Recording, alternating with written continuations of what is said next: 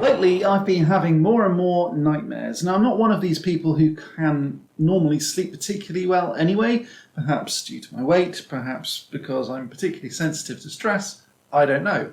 But I've suffered from insomnia for years. So I wrote this script for this video at 10 to 4 in the morning last night.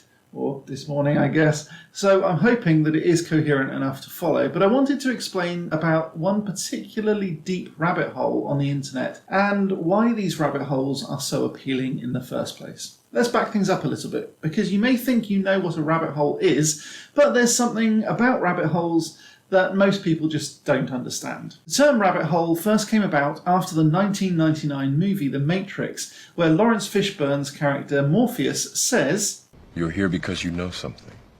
What you know you can't explain, but you feel it. You felt it your entire life, that there's something wrong with the world. You don't know what it is, but it's there." It's all down to a feeling of unease with the state of the world, a disconnection between humans and what's going on around us, or, as again Morpheus puts it, like a splinter in your mind, driving you mad. A splinter in your mind. Let's face it, while we have many things that other animals just don't have, like assured security from predators, warmth, food, all of our basic needs met, generally speaking, in the westernized world at least, it feels like there's something that's off.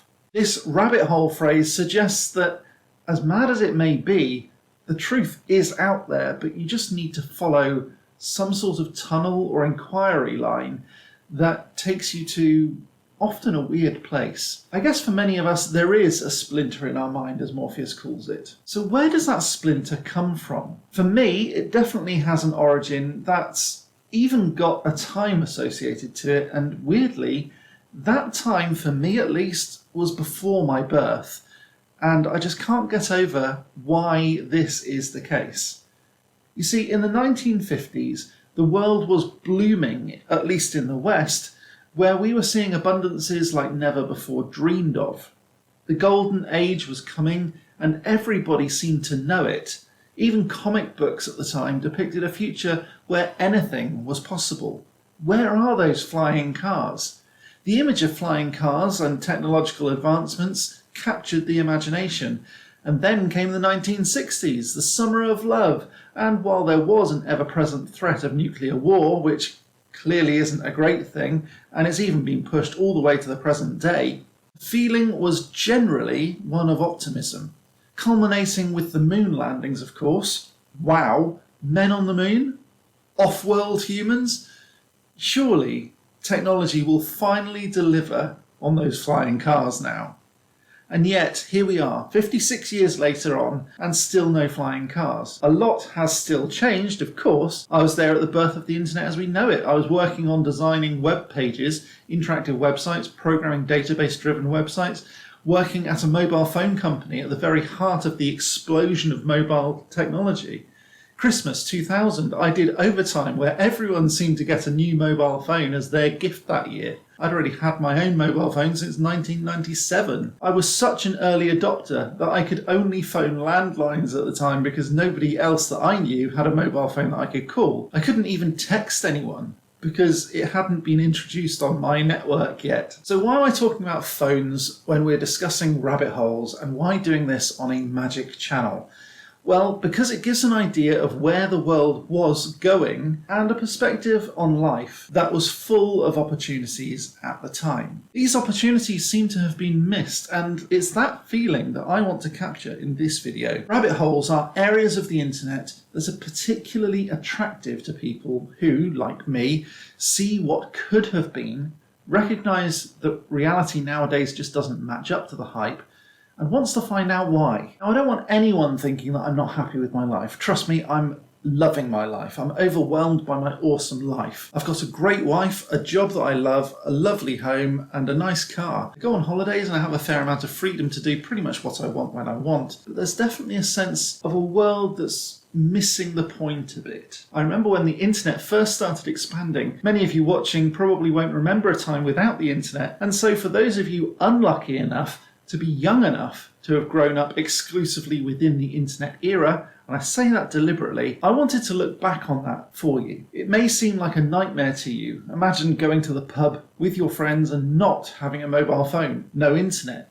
You can't look up anything if you have a disagreement to find out who's right. We needed to pay for drinks and food with cash because most pubs didn't even take cards, let alone Apple Pay. The last time I touched a banknote was around about a week ago, and I remember that day because I'd not even seen physical currency for well over a month. Now imagine a time when you could go out for a full night out with no phone. You arrange to meet your friends at one place at one time, and if they're not there, you just have to wait. You can't call them, you can't text them, there's no internet to browse while you wait. You can't even listen to music unless you carry a tape of what you want to hear, or a radio where you'd need to listen to adverts. Okay, the adverts thing, that's a bit like today. So we keep the worst bits, I guess. My point is that the younger generation may think that this is a worse time, but it actually wasn't, not really, and here's why. When the mobile phones were introduced to the mass market, I did get one quickly because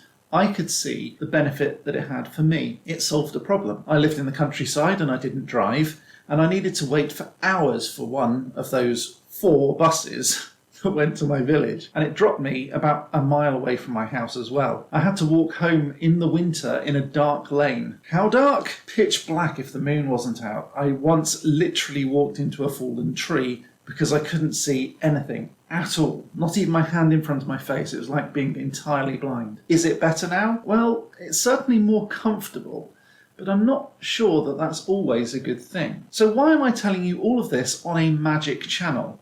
Well, because it's what makes the world feel strange. We humans have the amazing ability, perhaps unique in the animal kingdom, that we can not only document and experience time, but look back on things. We understand the transient nature of things, and we have the nostalgic ability to look back and compare the world to the world of the past. So as I look back on my formative years of my youth, I see possibilities that just haven't happened. Promises of a better life that don't appear to have actually been fulfilled. Yet. The internet was such a radical concept and a huge change at the time, certainly when I was in my teens. The democratization of information. It used to be that information was pretty much hoarded by elite institutions like universities and schools. You needed to go somewhere to learn something. I was pretty lucky that we had a whole copy of the entire Encyclopedia Britannica at home, something that salesmen would just hawk at your door for phenomenal prices. We weren't allowed to touch it in the early days because we were kids and we might destroy it. That's how expensive these things were. Not that anyone wanted to open a book particularly, because books at the time were, generally speaking, fairly formidable and quite scary until Harry Potter came about to liberate us peasants from the fear of reading. This means that knowledge became out of date pretty quickly. When the internet was first launched onto the World Wide Web in 1994, anyone could then start putting a website online using free software like Angelfire or navigating through Netscape and Excite. It felt like a brave new world. Later, when the world was introduced to mobile phones and wireless application protocol, or WAP, who can remember that? Accessing the internet using a phone was possible, but horrible. I had the first WAP-compatible handset, and it was dreadful, even at the time. Blocky, slow text-based, useless mini websites that didn't really do anything other than told you one line of news at a time. Now, we all have mobile computers powerful enough to stream 4K video or higher in real time, have video calls with anyone, anywhere on the planet, for free in your pocket. My phone nowadays can be that torch that I needed about 30 years ago so I didn't trip over a tree. I can call anyone, access the world's entire music catalogue and videos, and heck, I can even use it to order food while I'm travelling home in my car, hands-free, for when I get home. I can heat my home remotely using a Nest app. I can turn on my lights. I can turn them off. And a myriad of different other things that make my life easier. When I think again about why the world seems so wrong, it's possibly because when a touchscreen phone was introduced and the rate of change increased so much, there was so much change in such a short period of time, it almost became a blasé thing to just expect magic and wonder. Something new every 5 minutes. Were you there when the iPhone came out? It was like a miracle. I wonder where the next change is coming from and whether that is actually a good idea. Recently, ChatGPT has changed the game forever, and it wasn't even a year ago that it was introduced. In November of last year, ChatGPT was, for most people anyway, a total dream. A computer program that could understand normal speech and communicate coherently in any language, including computer code. Nope.